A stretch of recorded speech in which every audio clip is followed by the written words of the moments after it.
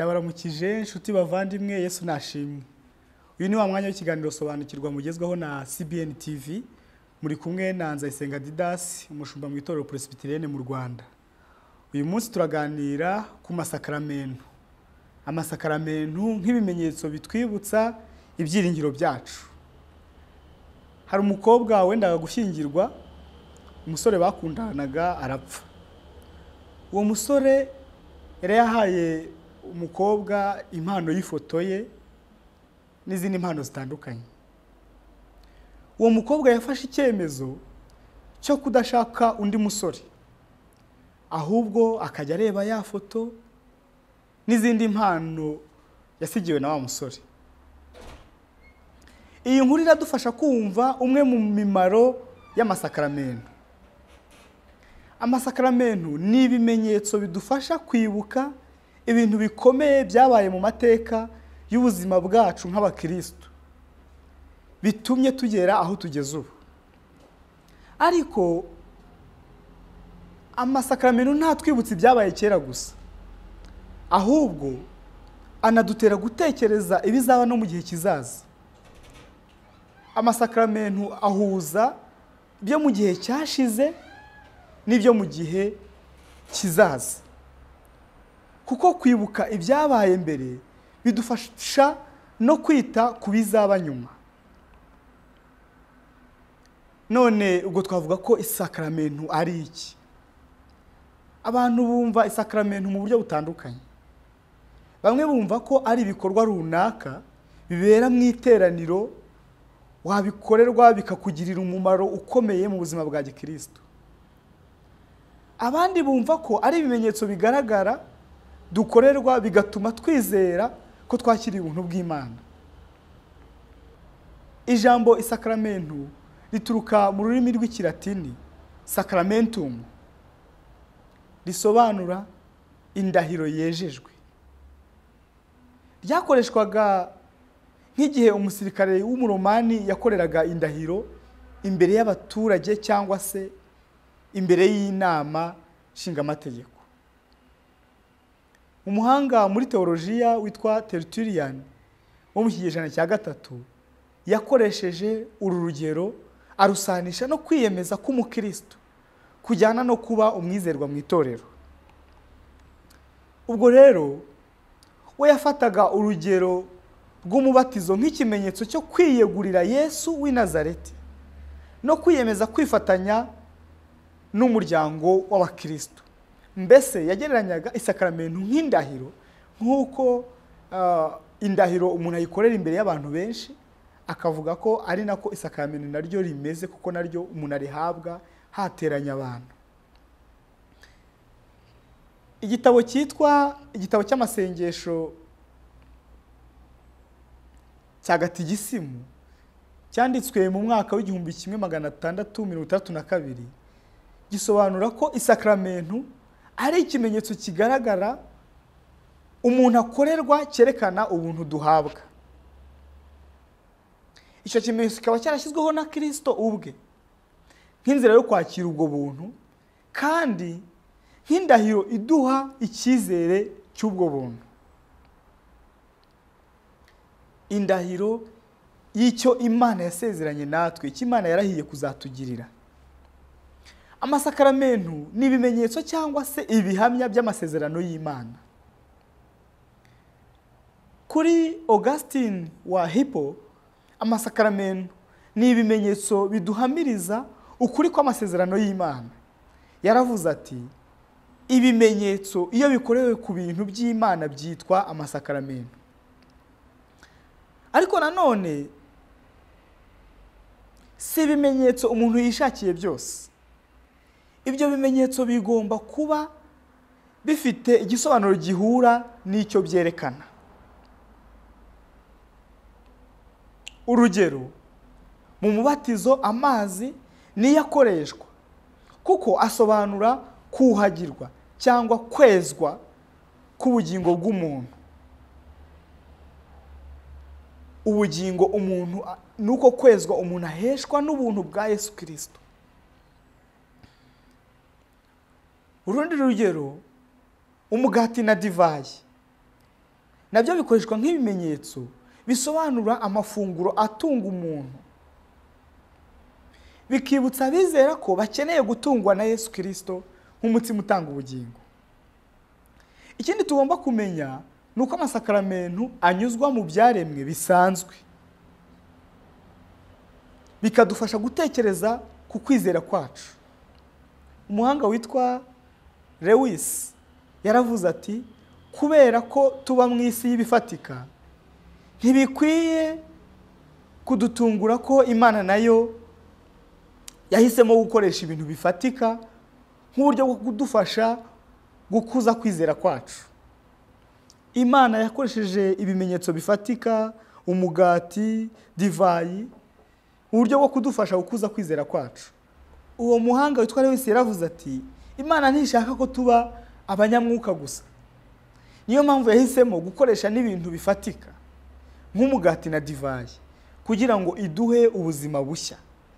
Imana niyo yaremye ibifatika kandi irabikunda, ni nayo mpamvu no mu kutwibutsa amasezerano yayo yakoresheje ibimenyetso bifatika ngo tujye tubikoresha twibuka amasezerano yaduhaye.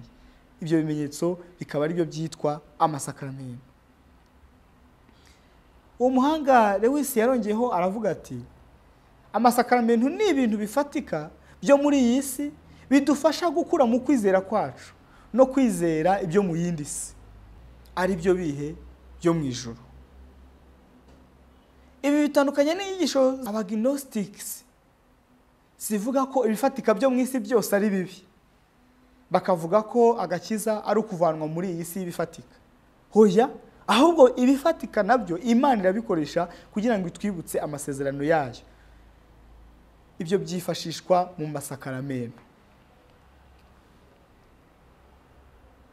Ndagira ngo dusomere hamwe ijambo ry'Imana dusanga muri Zaburi ya 19 umurongo wa 1 kugeza ku wa 7.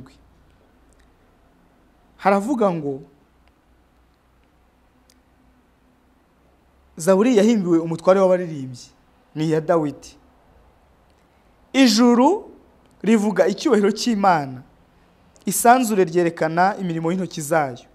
Amanywa abwira andi manywa ibyayo, ijoro rimenyesha irindi joro. Nta magambo cyangwa ururimi biriho, nta wumva ijwi ryabyo. Umugozi ugera wabyo wakwiriye isi yose, amagambo yabyo yageze ku mpera y'isi. Muri ibyo yabambiye izuba ihema, rimeze nk'umukwe usohoka mu nzu ye, ryishima nk'umunyambaraga rinyura mu nzira yaryo. Riva ku mpera y'ijuru rikagera mu yindi mpera yaryo, nta kintu gihishwa icyokere cyaryo. Iri jambo ry'Imana rigaragaza uburyo ibiriho ibifatika bigaragaza icyubahiro cy'Imana. Haleluya. Bigaragaza icyubahiro cy'Imana, bigaragaza ubwiza bw'Imana. Iyi Zaburi yerekana uko iyo urebye isi mu buryo bwiza ubona ubwiza n'icyubahiro cy'Imana. Niyo mpamvu rero amasakaramentu Imana yanyujije mu bimenyetso bifatika, kuko ibyo bimenyetso nyine bigaragaza amasezerano y'Imana, bigaragaza ubwiza bw'Imana, bigaragaza icyubahiro cy'Imana. John Calvin we yaragize ati, isakaramentu ni ikimenyetso cy'inyuma Imana ikoresha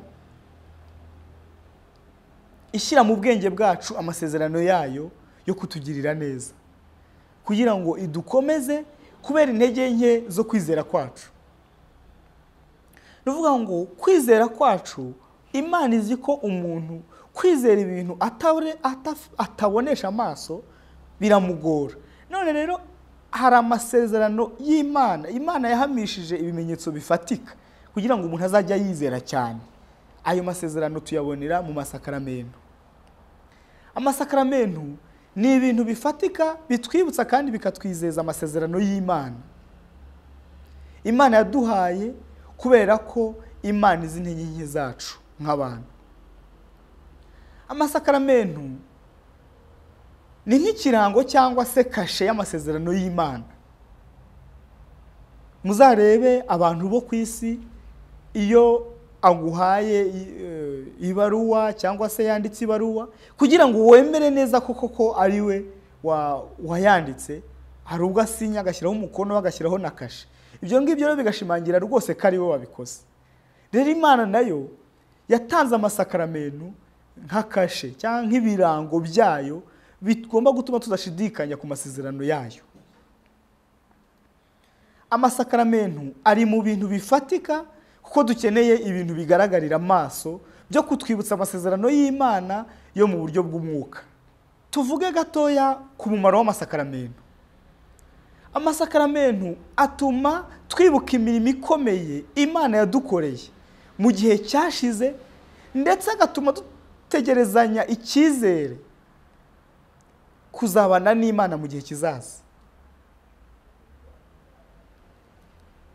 Reka tuvuge ku kwibuka no gutegereza. Ni ibiki twibuka, ni ibiki dutegereza? Iyi ni ingingo ikomeye igarukaho cyane muri Bibiliya. Bibiliya itubwira kwibuka abo turi bo n'ibyo Imana yadukoreye, ikatwereka uburyo ari ingenzi cyane mu mateka y'abantu b'Imana. Amasakaramentu atwibutsa amateka cyangwa inkuru z'ibanze kandi z'ingenzi, inkuru zo mu kwizera kw'abakristo. Kimwe mu byo twibuka ni urugendo rwo kuva muri Egiputa ujya mu gihugu cy'isezerano. Ikindi twibuka ni urupfu n'izuka bya Yesu Kristo w'i Nazareti. Abisirayeli basabwaga kumenya umugisha n'inshingano bahabwa no kuba ari abantu b'Imana. Abisirayeli iyo bizihizaga Pasika bayizihizaga nk'ikintu cyo kwibuka amateka yabo, ariko kikanabatera ibyiringiro by'ahazaza habo. Ndagira ngo dusomere hamwe ijambo ry'Imana riri mu gitabo cyo Kuva igice cya 12 umurongo wa 26 kugeza 27. Haravuga ngo, kandi uko abana banyu babajije bati uyu muhango ni uw'iki, mujye mubasubiza muti ni igitambo cya Pasika y'Uwiteka, kuko yanyuze ku mazu y'Abisirayeli bari muri Egiputa agakiza amazu yacu ubwo yicaga abanyegiputa, abantu barunama bikubita hasi. Iri jambo rigaragaza ko uwo muhango bakoraga Abisirayeli bagakora uwo ngo muze dukora umuhango wo kwibuka imirimo Imana yakoze. Wari ufite igisobanuro, ni ibintu bifatika bari gukoresha, barimo bararya ibintu bifatika, ariko Imana irashaka ko uwo muhango bawukoresha kugira ngo bibuke ahantu Imana yabakuye, bibuke imirimo Imana yabakoreye ubwo yabacunguraga, ubwo yabakizaga ikica abanyegiputa ariko Abisirayeli ikabarokora.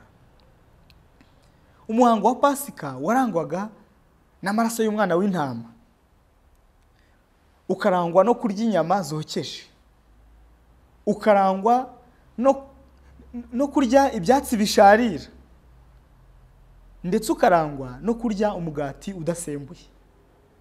Niyo mpamvu na Yesu Kristo yapfuye nk'uko umwana w'intama wa Pasika apfa. Pasika yibutsaga Abisirayeli umwihariko wabo, bakamenya abo bari bo kandi bakamenya ko batandukanye n'andi mahanga. Ibyo nibyo amasakaramentu akora. No mu Kuva igice cya 13 naho havugamo amagambo atubwira ngo, Mose abwira abantu ati mujye mwibuka uyu munsi muviriye muri Egiputa mu nzu y'uburetwa, kuko Uwiteka yabakujeyo amaboko, ntimuzagira imitsima yasembuwe murya. Ikindi nuko Abisirayeli bamaze imyaka 40 mu butayu bwa Sinayi, bari mu butayu. Pasika yari yo kwibuka imirimo Imana yabakoreye mu gihe cyashize, ikabatera kugira ibyiringiro by'ahazaza, kuko biringiraga kuzagera mu gihugu cy'isezerano. Mutekereze ku gisobanuro gikomeye cyo kwibuka kuva mu Egiputa no kuzagera mu gihugu cy'isezerano. bari mu butayu, baribuka aho bavuye, bakibuka bakagira n'ibyiringiro by'aho bazagera Imana yabasezeranije. Hagati yo kuva mu Misiri no kwinjira muri Kanani ni igihe cyiza cyo kwibuka. Uko ni igishushanyo natwe kitwereka umumaro w'amasakaramentu. Hagati yo kuva mu kuba abanzi b'Imana no kuzagera mu masezerano, mu by'Imana yadusezeranije mu gihugu cy'isezerano. Hagati yo kuva mu byaha no kuzagera mu ijuru, dukeneye amasakaramentu, kuko amasakaramentu ni Imana yashyizeho kandi ishaka ko tuyizihiza dukoresheje ibintu bifatika, ariko kugira ngo twibuke iby'Imana idusezeranya tuyizere cyane. Burya amasakaramentu afite umumaro kugira ngo twizere cyane. Reka dusome na Zaburi 135:5 kugeza ku 14, mwumva uko havuga. Haravuga ngo, kuko nzi yuko Uwiteka akomeye kandi yuko umwami wacu asumba ibigirwamana byose. Icyo Uwiteka ashaka cyose ajye agikorera mu ijuru no mu isi, mu nyanja n'imuhengeri hose. Acumbisha ibihu bikava ku mpera y'isi, aremera imvura imirabyo, asohora umuyaga mu bubiko bwe. Niwe wakubise abana b'imfura bo muri Egiputa, arabica, ab'abantu n'ab'amatungo. Yohereje ibimenyetso n'ibitangaza hagati yawe Egiputa, kuri Farawo no ku bagaragu be bose. Niwe wakubise amahanga menshi, yica abami bakomeye. Sihoni umwami w'Abamori na Ogi umwami w'i Bashani n'abami b'ibihugu by'i Kanani bose. Atanga ibihugu byabo ngo bibe umwandu w'Abisirayeli ubwoko bwe. Izina ryawe Uwiteka rihoraho iteka ryose, urwibutso rwawe Uwiteka ruhoraho ibihe byose. Kuko Uwiteka azacira imanza ubwoko bwe kandi azahindurira abagaragu be umutima. Iyi Zaburi 135 iri kugaragaza, navuga, ibice bibiri. Iby'Imana yakoze Abisirayeli bibukaga bakabiririmba muri Zaburi, ariko bakahita banavuga iby'Imana izakora, mbese ibyiringiro baterwa n'ibyo babonye mu gihe cyashize. Na Zaburi 136 nayo irimo amagambo agaragaza ko Abisirayeli bibukaga aho bavuye. Ibi birasa n'amateka yo kujyanwa mu bunyage bw'Abayuda, igihe bari mu bunyage bw'i Babuloni mu kinyejana cya 16 mbere ya Yesu Kristo. Icyo gihe urusengero rwari rwarubatswe na Salomo rwarasenywe. Zaburi 137 hatwereka amagambo ari muri iyo Zaburi y'indirimbo y'ibintu Abisirayeli bibukaga. Ngo twiciraga ku migezi y'i Babuloni tukarira twibutse Siyoni, ku biti bimera iruhande rw'amazi yo hagati y'i Babuloni, twari tumanitseho inanga zacu, kuko abatujyanyeho iminyago badushakiraga indirimbo aho hantu. Abatunyaze badushakagaho ibyishimo, bati nimuturirimbire ku ndirimbo z'i Siyoni. Twarimbira dute indirimbo y'Uwiteka mu mahanga? Yerusalemu ninkwibagirwa, ukuboko kwanjye kw'iburyo kwibagirwe gukora, ururimi rwanjye rufatane n'urusengero rw'akanwa kanjye. Nintakwibuka, nintakunda Yerusalemu, nkarutisha ibyishimo byanjye biruta ibindi. Uwiteka ibukira abana ba Edomu wa munsi w'i Yerusalemu, nibo bavuze bati nimuhasenyane n'imfatiro zaho. Wa mukobwa w'i Babuloni we, utazabura kurimburwa, hahirwa uzakwitura ihwanye n'ibyo watugiriye. Hazahirwa uzafata abana bawe bato akabahonda ku rutare. Iyi Zaburi ni Zaburi y'Abisirayeli. Mu bigaragara bazirikanye itegeko ryo kwibuka. baribukaga bakageza ku rwego bibuka ibintu baciyemo bibabaje, bakavuga ngo turibuka ukuntu twicaraga ku migezi y'i Babuloni, turibuka ukuntu abantu b'i Babuloni bajyaga badushinyagurira ngo ngaho se nimwongere muturirimbe za ndirimbo mwajyaga buririmba, bati turibuka ukuntu intanga zacu twari twarazimanitse, bavuga bati ninkwibagirwa Yerusalemu ninkwibagirwa, ko kwanjye kw'iburyo kwibagirwa gukora. Mu bigaragara yari indahiro y'Abisirayeli